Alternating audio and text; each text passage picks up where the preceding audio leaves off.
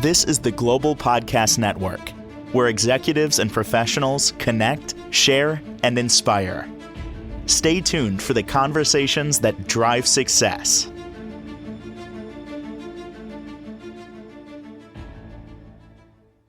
And welcome back, everybody. When somebody in your family is challenged by an addiction, it affects the entire family. And many times, family members take on a lot with that. There's love there. They're trying to help that person out. But sometimes they take on guilt and consider it, their fault in many regards, why that other person in their family is dealing with addiction. We're going to talk about that today. And this is radically different when it comes to addiction. This gentleman has many different programs. Also, we're going to talk about a master class that's free that you can take as a family member to learn more about this when traditional addiction treatment keeps failing in your family. He is the man behind Family Addiction Recovery Services at the Family Recovery Solution, and he's Jeff Jones back on the program. Hi, Jeff. How you doing today? Hey, Steve. I'm doing really well. Thanks for having me back. Appreciate it. Learning a lot here. And, of course, we need to focus on the family as well within that addiction, the treatment, everything that's going on there. It impacts the family. But do you find that more times than not, many more times than not, a lot of family members feel guilt. They take that burden on themselves. Yeah. So I guess one of the first things that I want to say is I want to let family members know, that this isn't their fault, or they may have done some things and acted in ways that they would like to do different, but this is not their fault. And why I know that is because throughout, generations, probably thousands of years, there's so many mixed messages about addiction. And when they're in the culture, they're impersonal. And those mixed messages are like, there is no one definition, for instance. And, but those mixed messages trickle down into the family, and then they become very personal. And like you said, Steve, people can react from the standpoint of guilt, shame, and their body goes into a freeze state. And that happens a lot, specifically when they're taking all this stuff personal.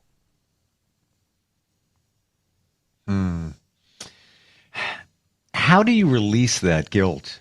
It's been said that one of the most important things you can do in life to move forward is forgiveness. But how do you forgive yourself? How do you release that? I can't imagine. I'm trying to put myself in that situation. Imagine if it's your child. Yeah. Can't even, man. Yeah, well, so, we live in a culture that enables addiction more than any family. And I can say that because I really believe our culture has enabled addiction for longer than any of us have been alive. And, by that, I mean, there is quite a bit of shaming language, all of the, enabler, codependent kind of language for families and the addict. I mean, like all of this language, which is pretty normal in the culture, that's stigmatizing, and it reinforces the problem, and it does nothing to empower families to be able to stand in their power and defend themselves when these impersonal messages that have trickled down into their family become incredibly personal.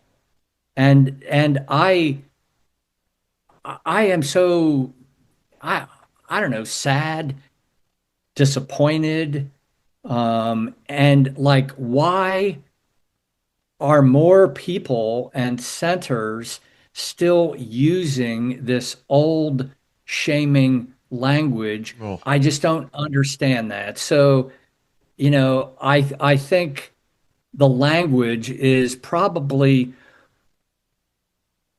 one of the most important things for family members to realize, hey, that language started way before any of us were born, and it's not their fault. But although no one signed up to be in this role, it now becomes their responsibility and they need to rise up. And so there is a um, part of the brain that actually gets activated. So, um, two different aspects of the brain. One is the direct experience network, and that's where, our body's warm, calm, relaxed, we're present, we're grounded, and we can be clear. That's like our internal GPS system. Mm-hmm. And then the other side of this is the DEN, or, you know, what's called default mode network. And, this is the part of us that can overthink things, that can feel overly responsibility, create stories in our mind, and really, try to people please. And so oftentimes this is going to happen. This is the part of the brain that family members are thrown into because they feel responsible for addiction in their family. And I want family members to know it's not their fault.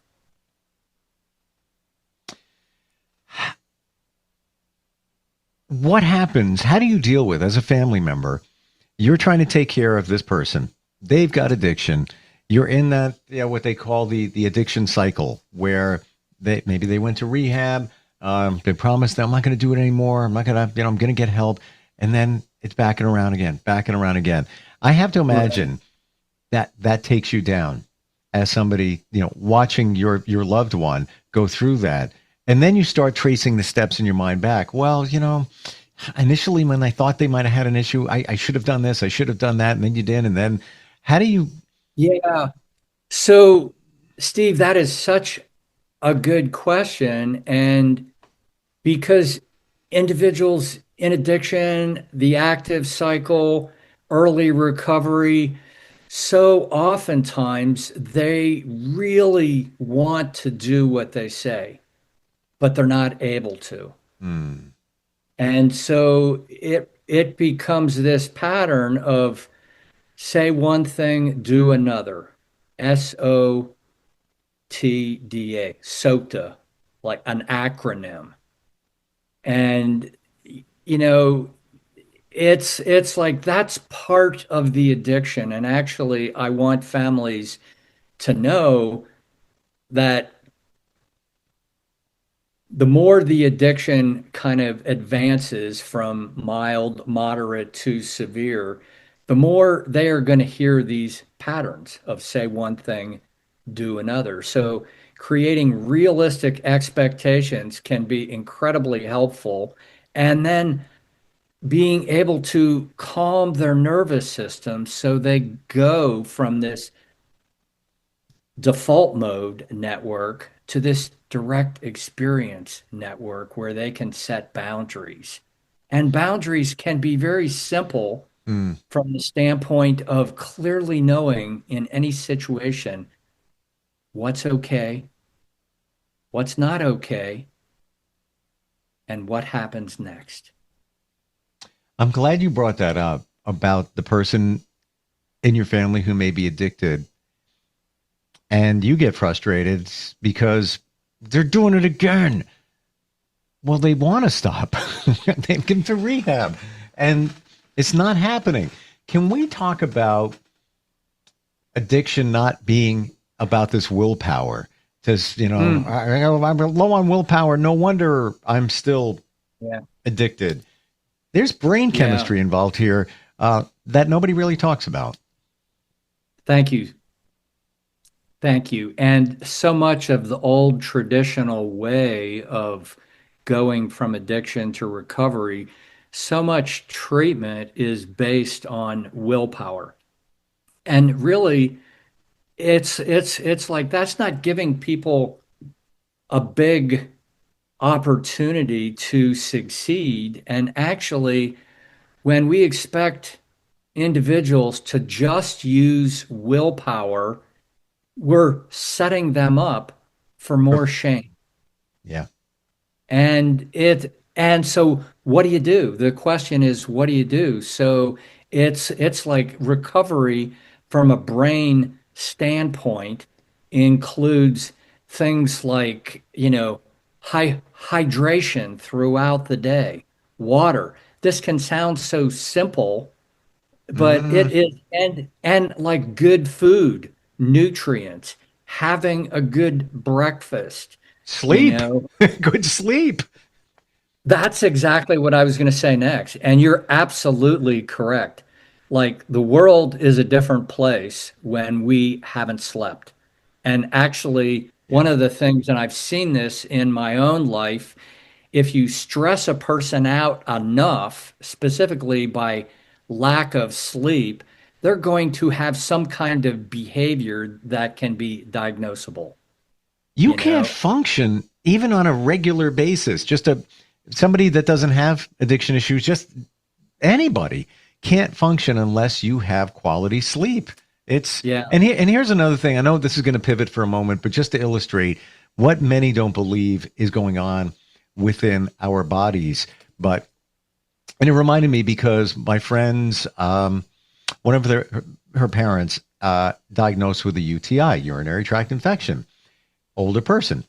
Many Yeah. don't know this, but and I don't know I'm not a doctor. I don't know the deep side of this, but many times with the urinary tract infection, it can cloud your it's hard to believe because, it's one area your thinking, your clarity, your mind, your mental awareness. So many times older folks may have a UTI, and they're doing strange things like what's going on with mom? What the heck is going on? Yeah. And then the UTI is not diagnosed, but mom's acting off. Like is dementia? What's going on there? Scientifically proven. I just bring that up because of the brain chemistry and all these things that people don't realize make a difference in other areas, as does proper sleep, nutrition, hydration. Yeah. Yeah. So I mean, and just I finished this book that I've told you about, like around Thanksgiving, Christmas area, and just since that time, I have learned so much Mm. about the brain's responsibility in addiction recovery, and I've been learning from my friends Dave and Suze Kenny. Here's their book, Actualized Recovery. And what it says here, it's not about 12 steps. Mm. Recovery is a brain thing. So actualized rec and it some of this seems so simple from the standpoint of hydration and food and sleep. However, it's like these habits that we develop.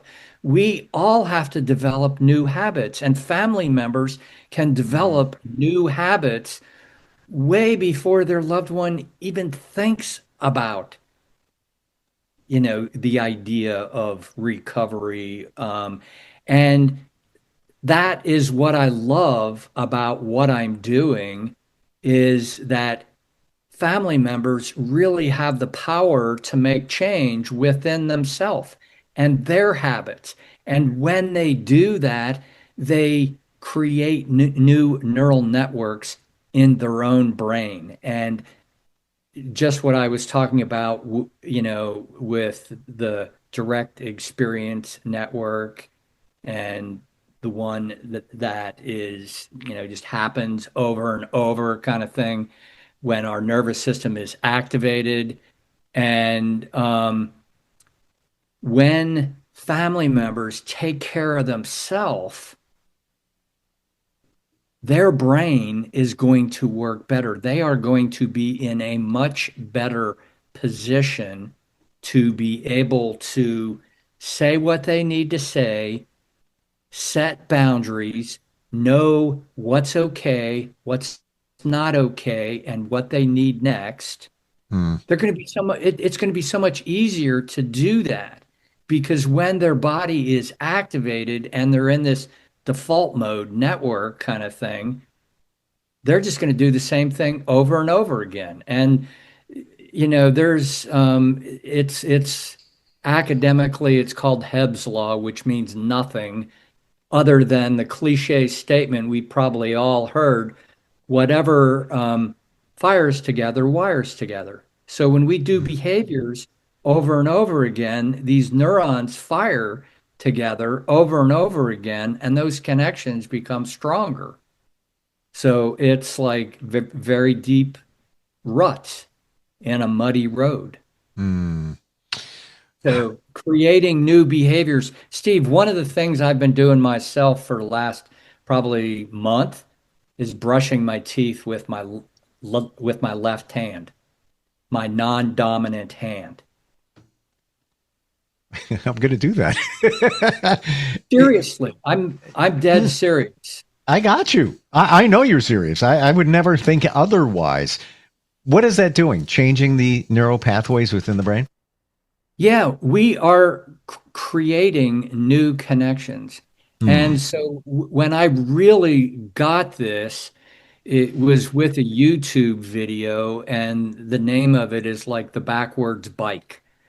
And the backwards bike, what they some engineers did is they put two gears where the headset is. The handlebars, that stem goes into the headset. Well, they have two gears. So when I would turn the handlebars left, the front wheel actually goes to the right. So it's the exact opposite. It is a Ooh. very interesting YouTube video, but once I saw that video and I had to look at it a couple times, I was like, I'm going to start doing some things differently. So, like eating food with my non-dominant hand, you know, washing dishes with my non-dominant hand. Like Hmm. whatever I can start doing. Um, Beautiful. Thank you for the reminder. I'm going to do that. Like, why not? Actually, it's kind of fun. It's almost like a little challenge. I wonder if I could do this, or how well can I do this? I'm Yeah. gonna write with my other hand now. That's going to be a Well, little challenging, but hmm. the thing about it is we have to put more attention and focus and slow down and really pay attention and be deliberate about every little angle of the toothbrush, Yep. for instance, as opposed to brushing my teeth while I'm thinking about something else and just doing it automatically. So here's what I'm getting from you, Jeff, and we're going to tell everybody in a second about this free masterclass. It's been said that the best thing you can do to move your life forward is to live in the moment, not focus on the past, not the future. I don't know about you, but the future doesn't exist. I don't know if you know anybody. Let me know if they can tell us with full certainty in 5 minutes from right now what's going to happen with both of us. Now, we have a reasonable idea, but we really don't know for sure. But living in the moment is where it's at. So when we talk about brushing your teeth, something as simple with the other hand, you are forced to live in the moment. You're not thinking about all that other stuff. What I got to do, I got to make lunch, got to do this. You're focused on every single movement, and you're in the moment, which I think is a game changer for many of us. But we don't do it. We're always 5 steps ahead. And that pause of living in the moment is beautiful when you're just here now. Slice the second. What's wrong with Yeah. it? We're not thinking about the past or the future. It's actually pretty good right now. So thank you for that reminder. It's kind of cool. And a challenge, a fun challenge. Yeah. Well, Tell us about the master class. I don't want to run out of time. I want to go into depth on that. yeah. So I'm excited about the master class. It's 6 weeks, And actually, the first 2 weeks kind of represent the first 3 or 4 chapters of my book. And then, and the name of the book is Rethinking Addiction, the New Family Recovery Solution. So it's a lot about rethinking some of the basic things that we have taken for granted and we think we know about addiction because we've all learned some things about addiction, even national organizations, and there's no one definition of addiction. Even within national organizations, there's no one definition. So it's incredibly confusing. What I'm going to try to do in the first couple weeks is to paint this overview picture that these mixed messages are not your fault. And it isn't necessarily that you have to figure everything out yourself. You can actually focus on what you want in your future, put a lot of your attention there. And when we do that, we have a much better chance of creating that. And there's so much research about this, and it's, the old Henry Ford quote, which I think I've told you before. Do you remember it? Um, Say it again. I know it's going to come clear when you say it. Um, Whether we think we can or we think we can't, we're right. Right. Right. Yeah. It's true. So that's what happens in the brain. Once we think something over and over and over again, we can make it come true. We can find evidence to support that. And because of all this old history, we default to the negative. Oh, And we're out of time. We could do a whole podcast on that because it's my belief that the first memory you have of your childhood, if you can really go back, is usually a negative one. I'm not trying to be negative here, but why? Because it's to protect you. Your subconscious is bringing up a negative memory because I don't want to do that again. It's a protection thing to be safe. We all want to be safe. Jeff, how do we? And by the way, it's funny you talk about rewiring the brain. With brushing your teeth in your non-dominant hand, it's almost as if you want to rewire our thinking about some of the traditional things we've heard, conditioned over decades when it comes to addiction. I want to invite people to be curious.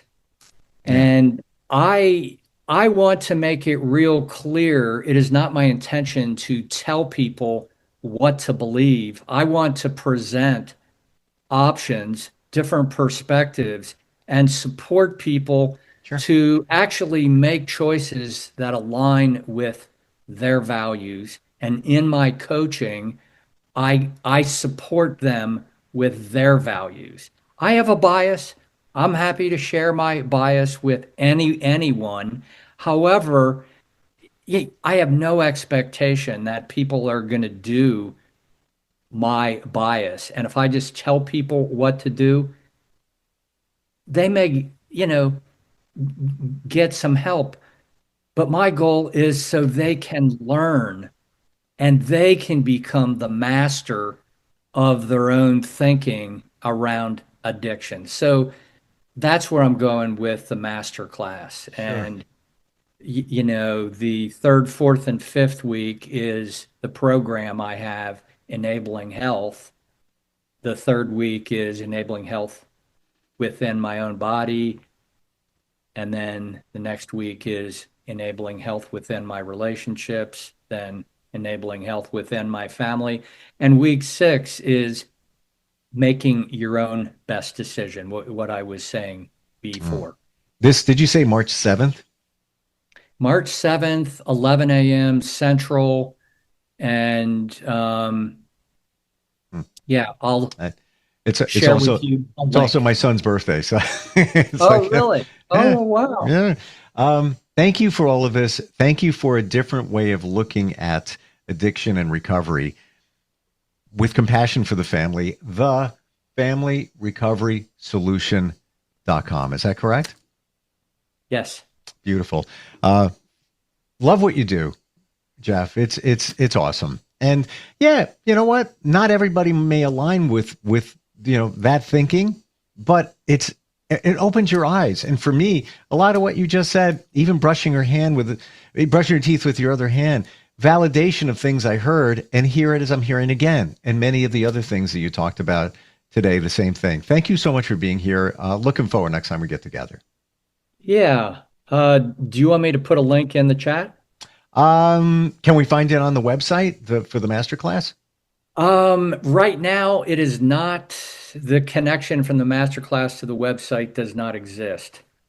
So how about this? If somebody is interested in the masterclass, what if they go to the website and they reach out to you? Certainly we can put that link on the video, but if you're listening and you're not watching a video, they could reach out to you and then you could direct them on the masterclass.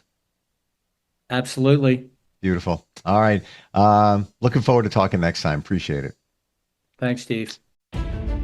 This is the Global Podcast Network, where executives and professionals connect, share, and inspire.